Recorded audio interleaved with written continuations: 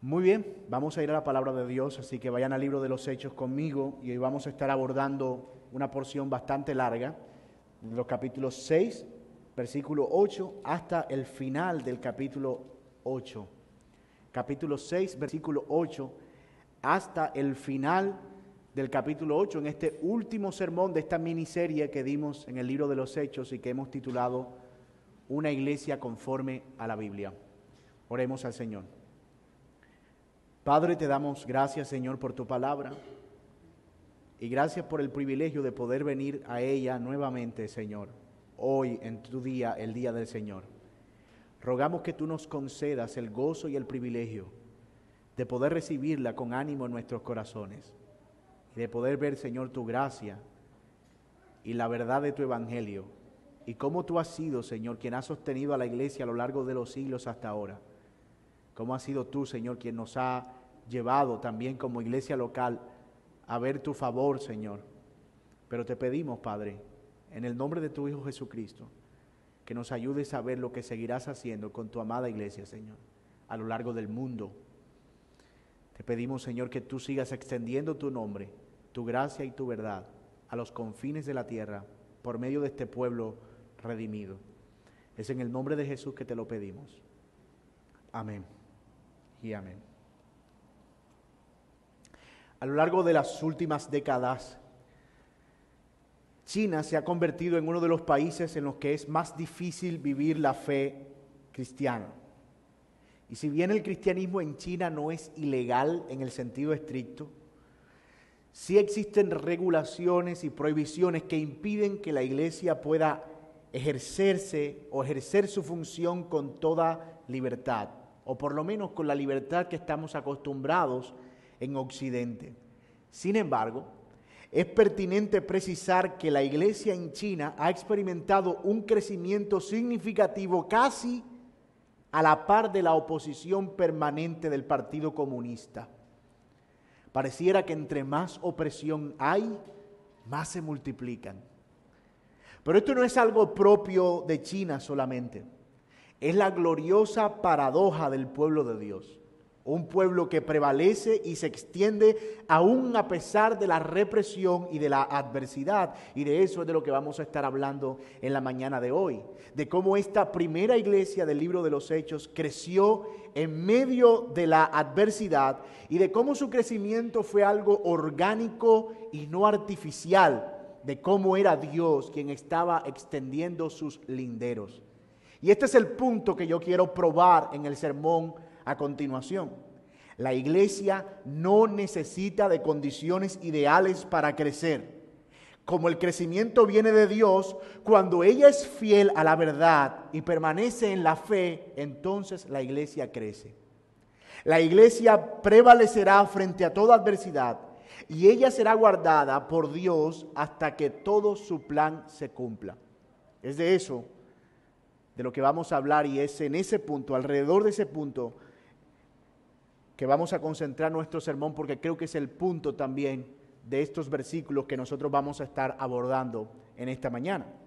Mucho se ha escrito y mucho se ha hablado de estrategias de crecimiento, de métodos y mercadotecnia, pero lo cierto es que la iglesia no ha sido llamada a otra cosa sino a permanecer fiel a su misión, capítulo 1 de Hechos, predicando a Cristo, capítulo 2, la predicación de Pedro, guardando la comunión, capítulo 2, 39 al final del capítulo 2, evangelizando al mundo, capítulos 3 y 4, glorificando a Dios por medio de la disciplina, capítulo 5, y también prevaleciendo en un liderazgo saludable, capítulo 6.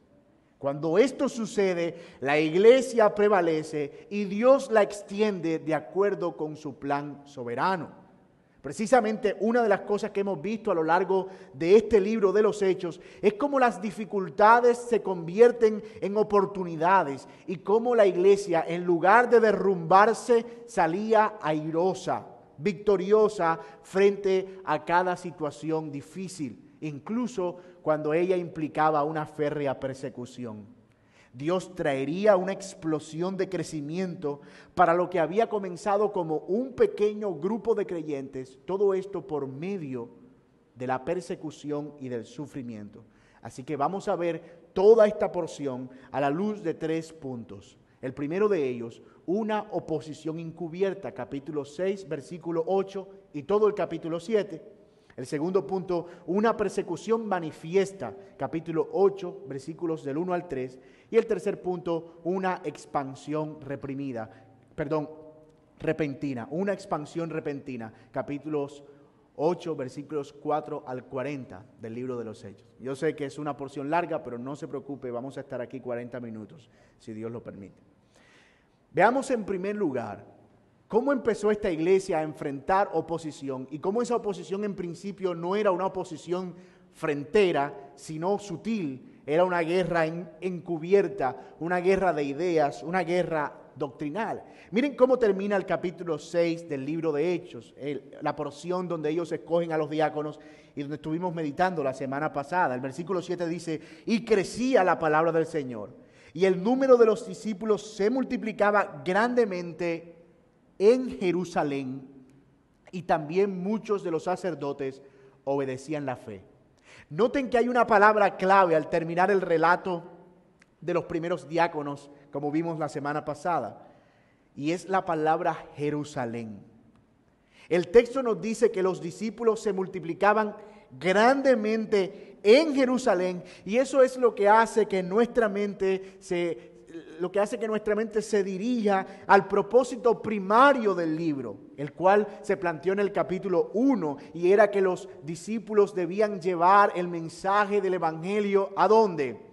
A Jerusalén, después a Samaria y luego hasta lo último de la tierra. Es como si el autor estuviera diciendo más o menos esto: y en Jerusalén ya todo estaba repleto de creyentes, y hasta los sacerdotes estaban viniendo a la fe. Así que ahora había llegado el momento de que la iglesia continuara su camino hacia Samaria y luego hasta lo último de la tierra. Es como si el autor nos estuviera dando una pista de la obra en Jerusalén. Ya estaba completa, por así decirlo, en cuanto a evangelizar. Ahora la iglesia debía salir y debía seguir extendiendo esa misión. Así que viendo el siguiente relato, con lo que nos encontramos no es precisamente con la iglesia reunida diciendo, ay, estamos tan completos ya en Jerusalén, Dios ha sido tan bueno con nosotros, hemos visto su obra, la iglesia está grande, 8,000 miembros, 7 diáconos, 12 pastores, era una iglesia próspera. Vamos a tener un plan de misiones, ¿quién quiere ir de misionero a Samaria? No fue eso lo que pasó. ¿Sabe qué nos encontramos en el relato? Una oposición. Miren lo que dice el versículo 8. Y Esteban, lleno de gracia y de poder, hacía grandes prodigios y señales entre el pueblo. Y entonces se levantaron unos de la sinagoga llamada de los libertos y de los de Cirene y de Alejandría, ni más ni menos, Alejandría, de Cilicia y de Asia, disputando con Esteban. Pero no podían resistir a la sabiduría y al espíritu con que hablaba. Entonces sobornaron a unos para que dijesen que le habían oído hablar palabras blasfemas contra Moisés y contra Dios. ¿Qué versión es esta?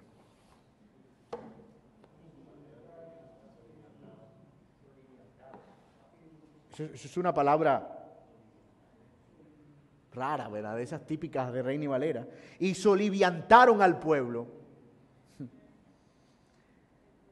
a los ancianos y a los escribas, y arremetiendo le arrebataron y le trajeron al concilio. Y pusieron testigos falsos que decían, este hombre no cesa de hablar palabras blasfemas contra este lugar santo y contra la ley. Ellos estaban generando un ambiente ideal para exacerbar al pueblo, de modo que pudieran hallar a Esteban culpable. Esa es la idea de este pasaje. Pues le hemos oído decir que Jesús de Nazaret destruiría este lugar y cambiaría las costumbres que nos dio Moisés. Y entonces todos los que estaban sentados en el concilio, al fijar los ojos en él, vieron su rostro como el rostro de un ángel. Miren este pasaje que encontramos aquí, ¿verdad? Tan descriptivo del ministerio de Esteban. El texto nos dice que esta gente se había congregado contra los creyentes y estaban ideando frenar la expansión de ese movimiento cristiano que había surgido. Esteban, uno de los que inicialmente había sido escogido como diácono, hablaba con poder la palabra de Dios y enseñaba con una sabiduría extraordinaria. Y eso hizo que los líderes religiosos se sintieran amenazados, tanto que reunieron a la alta corte académica de la enseñanza de la época y mandaron a buscar a los mejores expertos de todas las sinagogas que existían cercanas, incluyendo la de Alejandría, para poder disputar contra Esteban y todos los argumentos que él presentaba en favor de Cristo como el Mesías. Pero Esteban estaba lleno de gracia y del poder. El Señor estaba con él respaldándolo. Y la pregunta de estos judíos era, ¿cómo podían hombres de trasfondo griego como Esteban ser tan influyentes y conocedores de lo que se supone que solo los judíos podían dominar? ¿Qué se cree este muchacho? ¿Qué se cree este hombre aparecido para enseñar con tal autoridad la ley de Moisés y las verdades de Dios, y sobre todo para señalar a ese Jesús como si fuera el Salvador del mundo? Y eso es lo que hizo que ellos se levantaran tan férreamente contra Esteban. Pero hermanos, dice el texto, que luego que lo arrebatan y lo llevan al concilio, y dan sus argumentos porque no podían debatir con él con argumentos, y entonces buscan testigos falsos. No sé si se acuerdan de eso, pero fue más o menos lo que hicieron con el Señor Jesucristo para acusar a Esteban de que él estaba enseñando, por ejemplo, que Cristo había dicho que iba a destruir el templo, iba a acabar con Moisés, y era una mala interpretación. Jesús había dicho, ¿verdad?, que él iba a destruir el templo, pero estaba hablando de sí mismo y en 3 días lo iba a edificar. Pero ellos tergiversaron esa información para acusar a Esteban falsamente. Ahora, hermano, yo quiero detenerme aquí para dar una aplicación práctica en la mitad de este punto, porque hay mucho que aprender de esto. Nuestro oficio no define nuestra devoción, porque es posible que alguien menospreciara el oficio de Esteban. ¿Quién es él? El repartidor de las viudas. ¿Quién es ese muchacho? Él es el que le lleva a los mercados a las viudas. Después de todo, servir a las mesas es menos atractivo que predicar públicamente o salir de misionero. Pero él entendía, Esteban, que su labor era predicar la fe y defender la verdad del Evangelio sin importar cuál fuera su cargo. Porque, mis amados hermanos, nuestro compromiso con la verdad no depende de si nosotros somos pastores o evangelistas, o somos misioneros, o somos diáconos. Nuestro compromiso de la verdad está ligado a nuestra fe. Si somos creyentes, estamos comprometidos con la verdad y estamos comprometidos a defenderla y a presentarla, como Esteban lo estaba.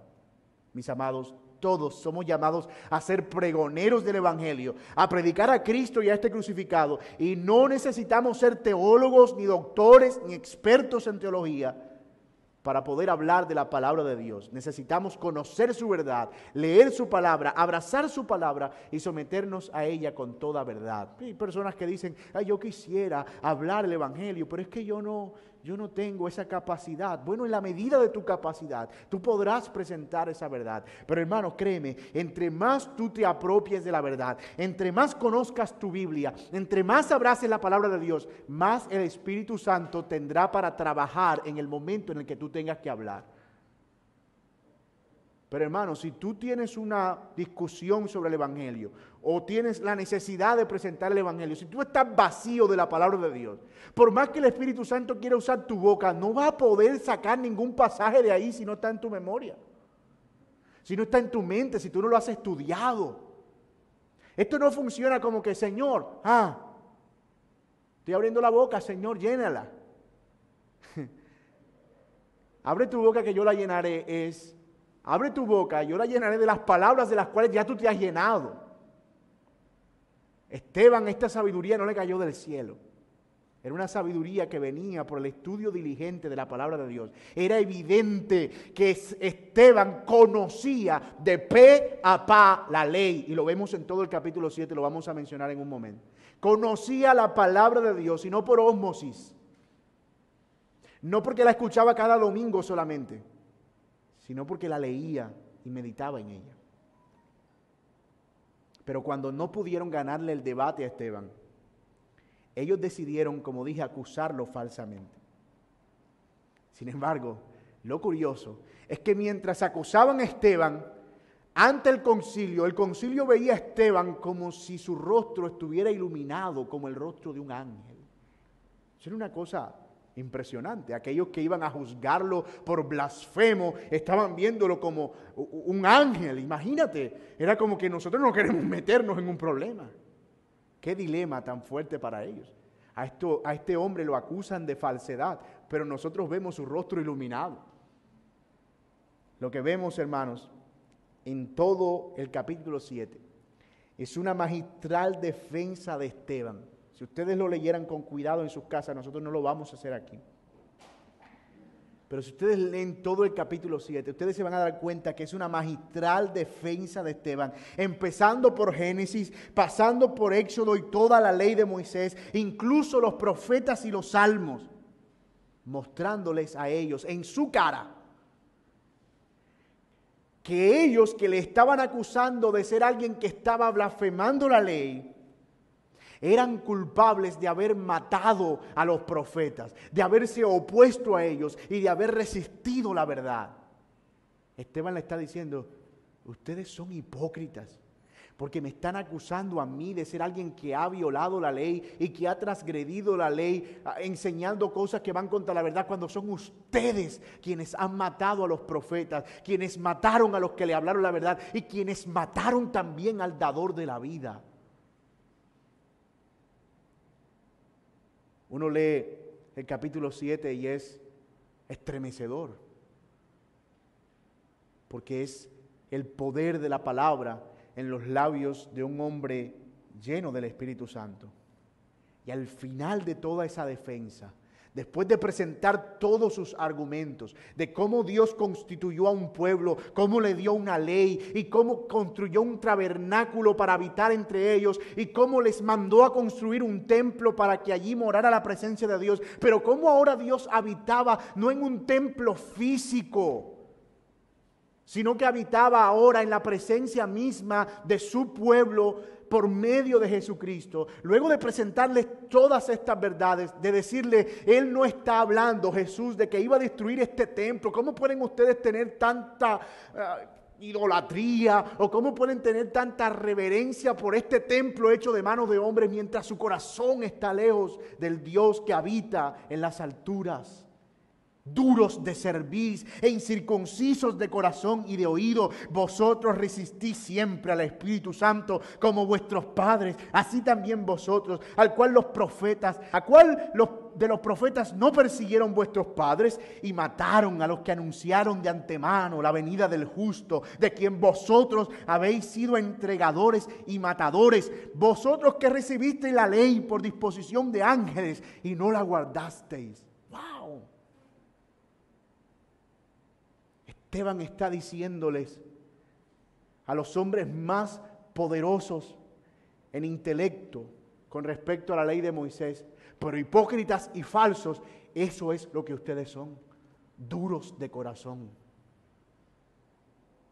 Y eso hizo que esos hombres, por supuesto, se encendieran en ira. Miren el final del capítulo 7 conmigo.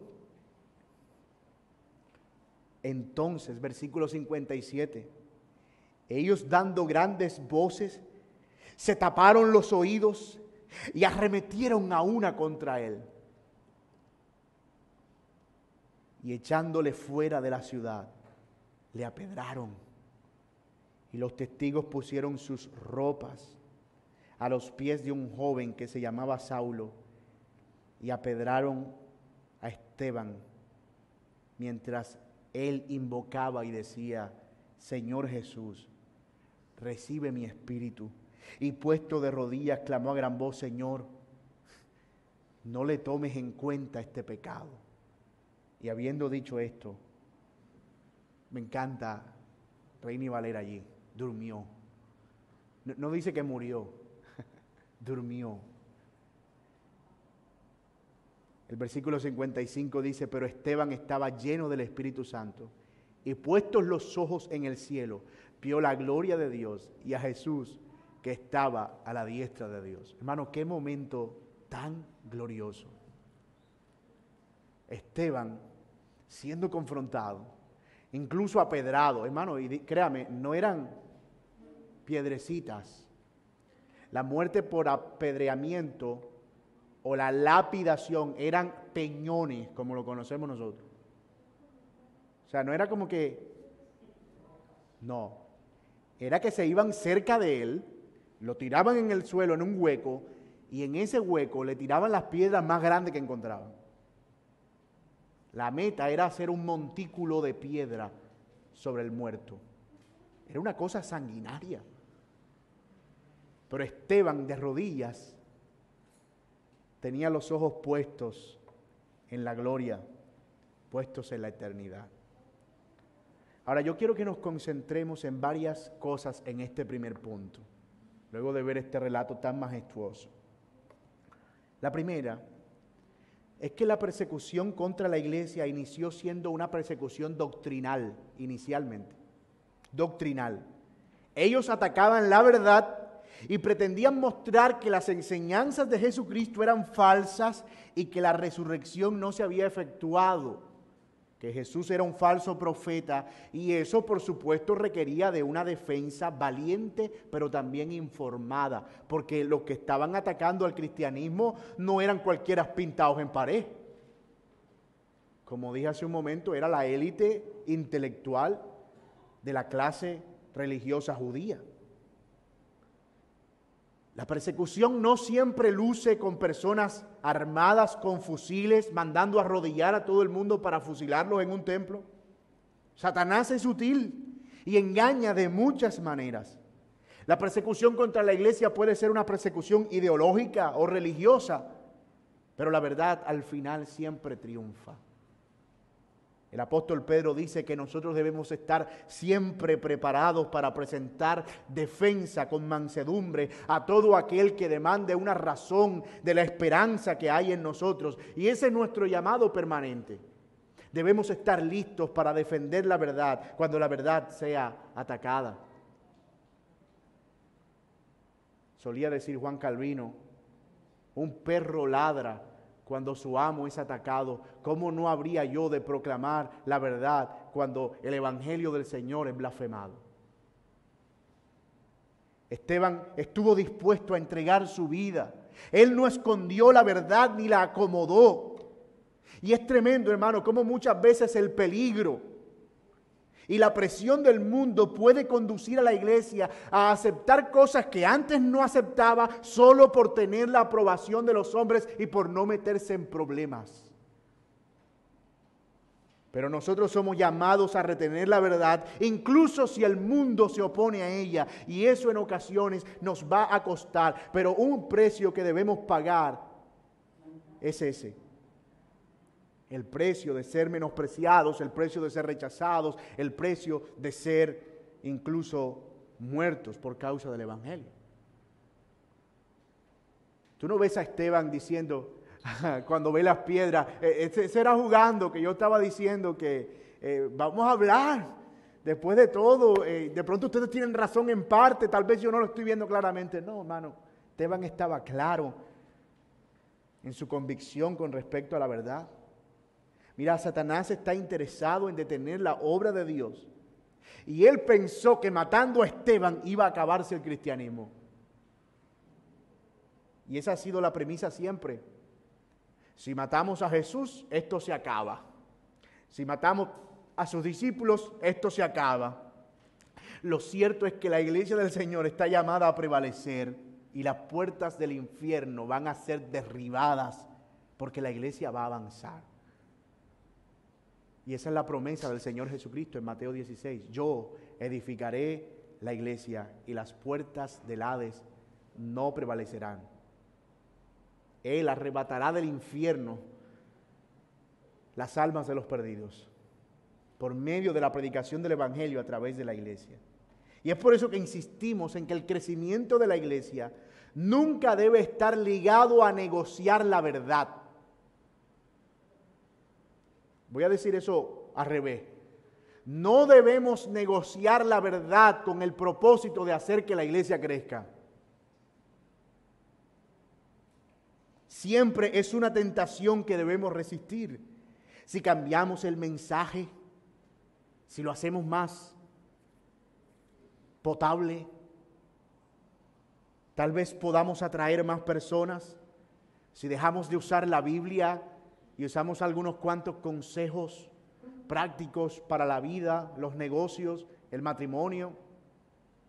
Si cambiamos la terminología y dejamos de hablar de iglesias, y dejamos de hablar de Biblia, y dejamos de hablar de Cristo, tal vez eso pueda hacer que las personas vengan más fácilmente.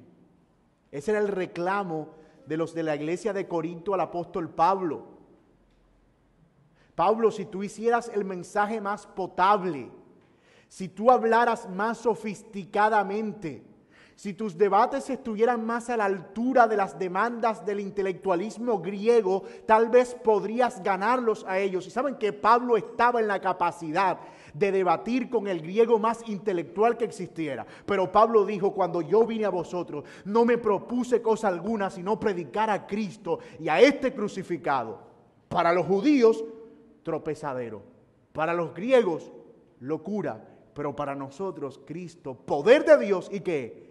Sabiduría de Dios. La verdad no puede ser negociada.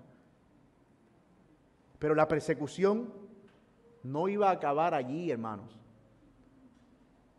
Después de la muerte de Esteban, la guerra se haría más difícil y esto nos lleva a nuestro siguiente punto, una persecución manifiesta.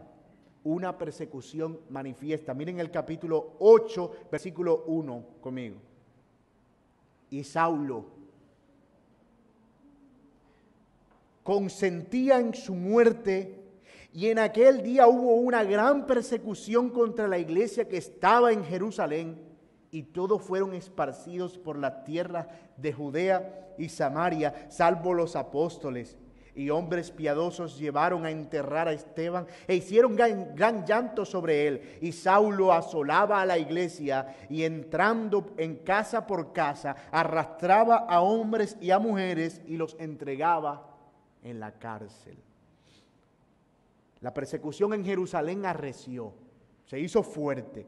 Los cristianos eran sacados de sus casas, despojados de sus bienes y ahora eran un grupo de hombres peligrosos de acuerdo con las leyes judías, que atentaba contra Moisés y contra toda la religión y el sistema que ellos habían establecido. Algunos de ellos fueron encarcelados, pero otros fueron muertos por blasfemos. Yo no sé si ustedes lo están viendo conmigo, pero el texto dice algo clave. Mírenlo allí en el versículo 1. En aquel día hubo una gran persecución contra la iglesia que estaba en Jerusalén. Léanlo con detenimiento. Y todos fueron esparcidos por las tierras de, qué casualidad, Judea y qué, y Samaria.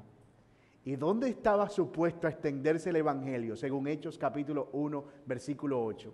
Pero recibiréis poder cuando haya venido sobre vosotros el Espíritu Santo y me seréis testigos, ¿dónde? En Jerusalén. Ajá.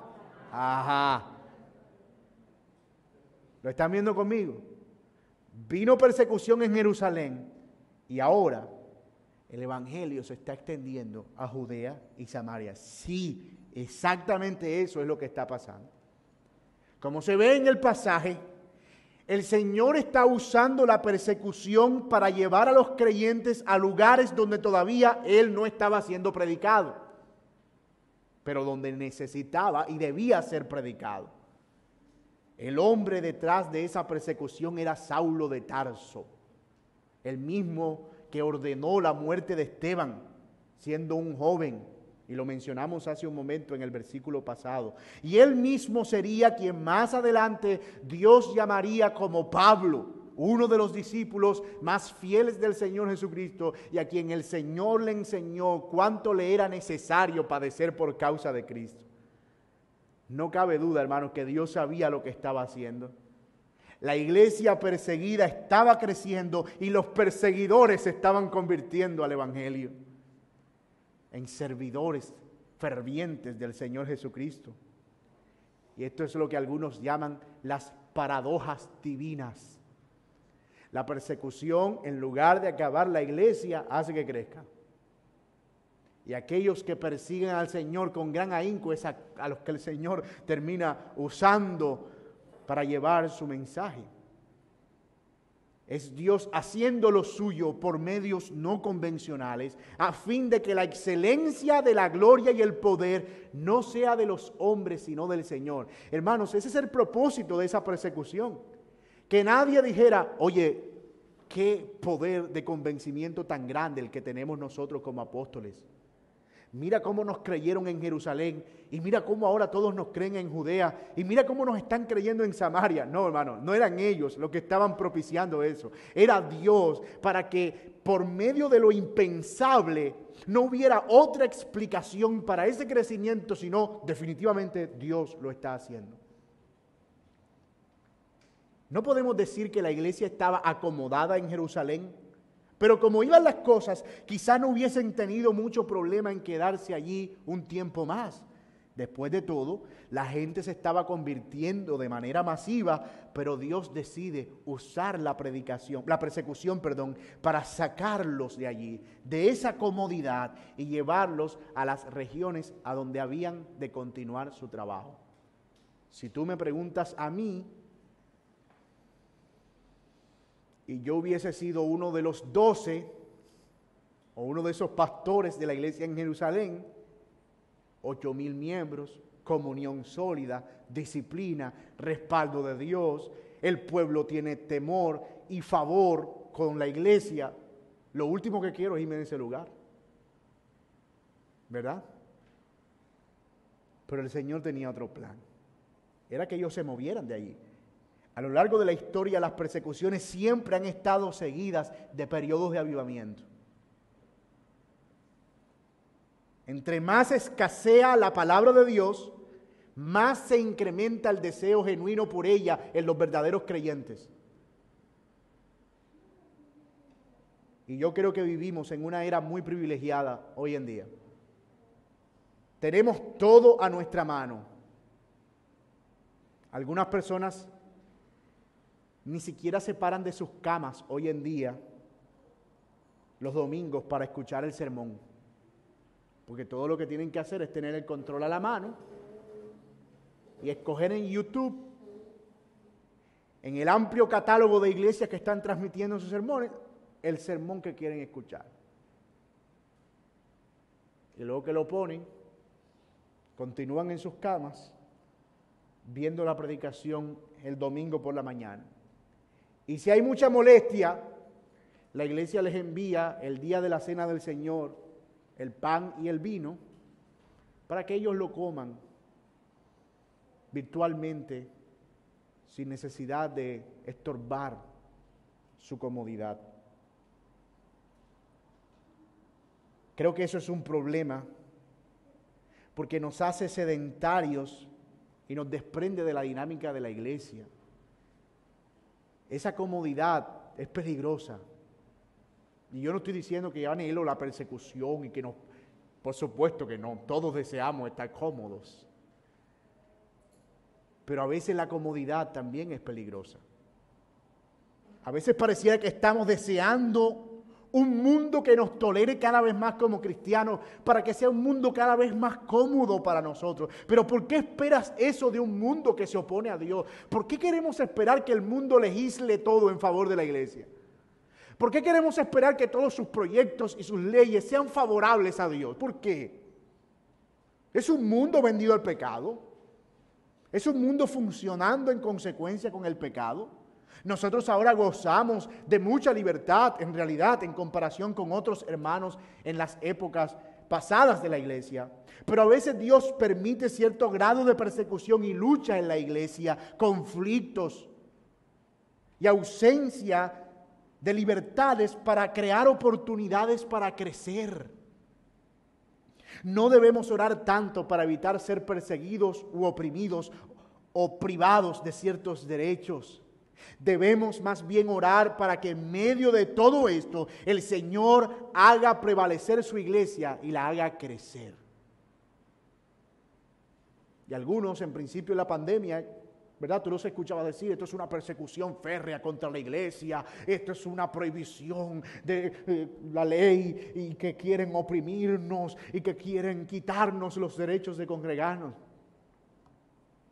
Posiblemente haya una agenda allí que quiera evitar que las iglesias se congreguen, pero no eran las iglesias las únicas que tenían prohibiciones. También los aeropuertos, los restaurantes, los bares, los estaderos, eran restricciones globales y siguen siendo globales en ciertos países y todavía en ciertas ciudades en nuestro país. Así que yo creo que hemos hecho muy liviano ese tema de la persecución. Oh, estoy siendo perseguido por la verdad. ¿Qué pasó? Me tumbaron un video de YouTube. ¿Qué esperabas? Porque el dueño de YouTube no es el apóstol Pablo. Ni de las Big Techs. Es que Facebook no censuró el contenido. ¿Y qué esperabas? Este es el mundo en el que vivimos. Pero estamos tan cómodos que la palabra persecución la hemos abaratado. Es barata. Así que, como se ve, la iglesia ahora, creciendo y extendiéndose por todo el mundo, es sin duda alguna una obra de Dios. Y digo cómo se ve esta iglesia del libro de los Hechos. Era Dios quien estaba usando esa persecución y por medio de esa persecución trayendo crecimiento. Ahora, esto nos lleva a nuestro tercer punto, a ver los detalles de ese crecimiento repentino. Miren lo que dice el versículo 4. Voy a leerlo con inspirado acento. Pero los que fueron esparcidos iban por todas partes anunciando el evangelio. Ser esparcido no era algo bueno. Ellos estaban perdiendo sus casas, sus terrenos, sus territorios, sus propiedades. Estaban saliendo de su lugar de origen. Tal vez eso no era visto como algo bueno, pero mira lo que dice el texto. Ellos iban por todas partes anunciando el evangelio. Qué glorioso pasaje. Solo vuelvan a leer. Los que habían sido esparcidos, expatriados, iban por todas partes anunciando el evangelio. ¡Wow! Ellos entendieron que era lo que Dios estaba haciendo y cómo Él lo estaba controlando todo. Hermanos, ellos no salieron a hacer una marcha a las afueras de la ciudad con pancartas protestando porque les estaban negando su derecho a la libertad de culto. No. Ellos salieron a aprovechar esa persecución para anunciar el mensaje del evangelio. La persecución fue el impulso, el carro que los sacó hacia la misión que Dios les había encomendado.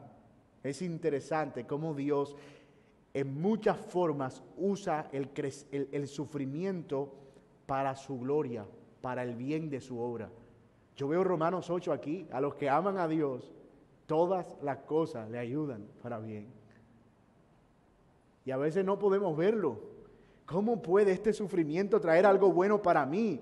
Dios puede estar usándolo para impulsarte a algo bueno, a una mayor comunión, a un mayor crecimiento en madurez, a un mayor conocimiento de Él, a un mayor conocimiento de la palabra. Lo que sigue es impresionante. Otro de los diáconos, Felipe, uno de los 7 que escogieron a la par de Esteban, se había convertido en un evangelista prominente. Mire lo que dice el versículo 4, 5. Entonces Felipe, descendiendo a la ciudad de Samaria, les predicaba a Cristo y la gente unánime escuchaba atentamente las cosas que decía Felipe, oyendo y viendo las señales que él hacía, porque muchos que tenía espíritus inmundos salían estos dando grandes voces, y muchos paralíticos y cojos eran sanados, así que había gran gozo en aquella ciudad. Hermanos, mira cómo el evangelio estaba ahora derribando incluso las murallas de separación que se habían construido entre Judea y Samaria desde muchísimo tiempo atrás. Esa guerra entre judíos y samaritanos no era una guerra nueva. Cuando Roboam, el hijo de Salomón, decidió no dar concesiones a Jeroboam, el reino de Israel se partió en dos. 2 tribus se quedaron en el sur, Judá y Benjamín, y 10 tribus se fueron hacia el norte. Judá y Benjamín eran tribus grandes, pero se quedaron además con el premio gordo porque se quedaron con la ciudad de Jerusalén, donde estaba el templo. Entonces las 10 tribus se quedaron sin templo, sin lugar donde adorar, y ellos dijeron, nosotros no vamos a ir a adorar allá, porque no nos quieren. Vamos a construir nuestro propio templo y nuestro propio lugar de adoración. Así que empezaron a mezclarse con otras religiones y tenían una adoración mezclada, una cosa rara de adoración a Dios con adoración a dioses paganos. Y desde ese momento los que vivían en Judea no gustaban de los que vivían en el norte porque ellos habían paganizado a Dios. Y esas barreras de separación se mantuvieron incluso hasta los días de Cristo, cuando la mujer samaritana le dice al Señor Jesucristo, ¿cómo siendo tú, judío, hablas con una mujer de Samaria? Es siquiera una distancia social religiosa bastante pronunciada, pero aquí está el evangelio glorioso de nuestro Señor Jesucristo, derribando toda pared de separación y mostrando que su salvación es una salvación universal para todo aquel que cree, al judío primeramente, pero también al griego, al pagano, al perdido, al infiel, al impío, a todo aquel que venga a Él en arrepentimiento y fe. Él no vino a buscar justos solamente, sino a pecadores y a llamarlos al arrepentimiento. Pero el evangelio no solo llegó a Samaria. Ese mismo Felipe, respaldado por Dios, fue puesto al lado de un carruaje donde iba un hombre etíope que era secretario del tesoro de la reina de Candace en Etiopía, la reina Candace en Etiopía, una región africana, y él le predica el evangelio a ese hombre, se convierte, se bautiza. ¿Y qué creen ustedes? Ese hombre habría de convertirse también en una gran influencia para que el cristianismo llegara a esa parte del mundo. Y no solo eso, si ustedes ven en el capítulo 9, se convierte Saulo. Saulo se convierte, que era perseguidor, ahora es un discípulo. El que era perseguidor, ahora es un esclavo de Cristo. Y ese sería un instrumento para predicar hasta lo último de la tierra. Dios está armando su equipo para lo que viene. Así que llama a Pablo, transforma su corazón, lo convierte y le dice, tú vas a ser quien lleve el evangelio a los gentiles y yo te voy a enseñar cuánto te es necesario padecer. Y en el capítulo 10, ¿qué vemos? Oh sorpresa, el evangelio a los gentiles. Pedro en la casa de Cornelio, un centurión que servía al imperio, pero que no tenía ninguna relación con los judíos, a donde llegó el Espíritu Santo y confirmó que el evangelio había llegado ya a lo último de la tierra. Y a partir de ese momento, desde el capítulo 10, ese evangelio empieza a predicarse en toda Asia Menor, en todas las regiones de Europa, en todas las regiones de África, incluso en España, donde Pablo fue en su último viaje misionero. Mis hermanos, he aquí el evangelio ahora predicándose a todo el mundo. ¿Gracias a qué? A esa persecución, a ese perseguidor. ¡Qué cosas tan maravillosas que hace el Señor con su pueblo! ¡Qué maravilla ver a Dios trabajar y hacer extender su evangelio de una manera tan inusual! Hermanos, si ustedes lo ven, no hay nada místico aquí. Es una iglesia simple, común y corriente, con una sola marca: predicar a Cristo y a este crucificado. Una iglesia fiel que es perseguida por el mundo, pero que lleva su mensaje y es respaldada por Dios. No hay modelos de marketing. No hay mercadotecnia, no hay luces, no hay humo, no hay sillas cómodas, no hay nada espectacular. Solo hombres comunes y corrientes siendo guiados por un Dios extraordinario. No hay habilidades oratorias, no son hombres simpáticos. Es así como la iglesia del Señor crece. No hay funciones o modelos matemáticos o, como dije, modelos mercadotécnicos. Por supuesto, la iglesia debe tener programas y debe tener una organización, pero lo que debe gobernar nuestra mente es la idea de que el trabajo nuestro es ser fieles al Señor en la proclamación de su evangelio, y el trabajo de Dios es hacer prosperar eso en el crecimiento de su obra según su voluntad. Nuestro trabajo, ser fieles en la proclamación del evangelio, en vivir la comunión, en evangelizar, en perseverar en la disciplina, en promover un liderazgo sólido y en soportar con gozo las persecuciones. El trabajo del Señor, hacer que esa obra prospere según su voluntad. Lo que venga como resultado no será más que el buen deseo de Dios para los suyos. Nos anima a ver personas visitando nuestra iglesia cada fin de semana. Tal vez ahora los vemos con más frecuencia que antes, y eso nos da mucho gozo, especialmente en una época tan difícil como esta de la pandemia. Pero esto debe ser solo una consecuencia de nuestra meta principal: ser fieles a su evangelio y a su palabra. Y si el Señor quiere hacernos crecer, lo que venga lo recibiremos con gozo. En esta moda de las megas iglesias y de los templos suntuosos y de los programas majestuosos, mantener nuestros ojos puestos en el verdadero propósito de Dios para su pueblo es vital. ¿Cuál es ese propósito? Lo hemos visto a lo largo de todo lo que hemos visto en esta serie del libro de los Hechos. Extender y proclamar la gloria de Dios por medio del evangelio de Jesucristo. Ese ha sido el tema que ha predominado cada una de estas historias o relatos que nosotros hemos visto aquí. La meta de la iglesia no es hacer crecer un imperio terrenal, ni construir una empresa con múltiples franquicias. No es diseñar un modelo de llamado a las masas. La meta de la iglesia es simple: proclamar el evangelio de la gloria de Jesucristo con fidelidad. Dios ha prometido que su iglesia prevalecerá, que Él es quien la edifica y nosotros debemos descansar en eso. Por supuesto, y lo hemos dicho una y otra vez, eso no debe llevarnos al fatalismo. Señor, aquí estamos predicando el evangelio fielmente. Tú te encargas de traer a la gente. No evangelicemos, no discipulemos, no tengamos grupos pequeños, no hagamos nada, porque al final el Señor los trae solos. No. Nuestro deber y nuestra responsabilidad sigue siendo la misma: evangelizar, anunciar el evangelio desde afuera, seguir viviendo en comunión y manteniendo esas dinámicas de comunión como la palabra de Dios manda. Pero estamos completamente conscientes que los resultados están en las manos de Dios y no en las nuestras. Como bien diría el apóstol Pablo: yo sembré, Apolo regó, pero el crecimiento lo da el Señor.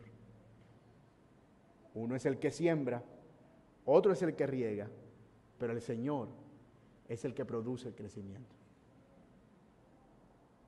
Que la palabra de Dios siga creciendo en nuestros corazones, amados míos, y que el Señor siga extendiendo su reino por medio de una iglesia que crece y crece y crece en el conocimiento de su verdad, pero también en un deseo por extender su gloria por medio del evangelio.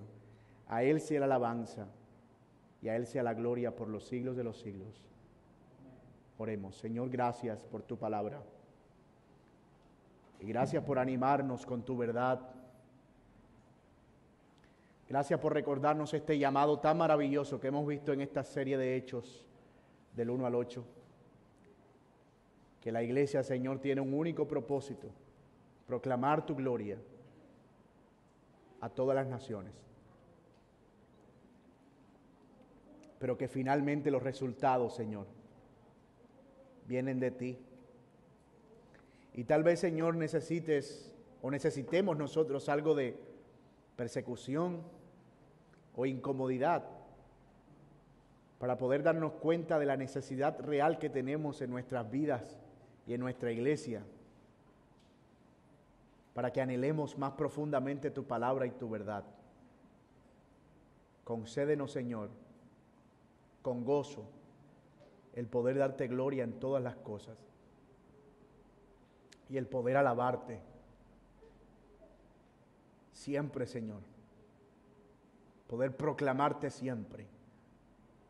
Gracias, Señor, y ayúdanos a hacer una iglesia conforme a la Biblia, a poner a un lado nuestros propios intereses para poner en primer lugar los intereses tuyos. Ayúdanos a poner nuestra mente, Señor, en tu buen propósito para nosotros, en lo que tú has declarado para nosotros. Señor, te damos gracias por esto. En Jesús. Amén. Chao, grupo.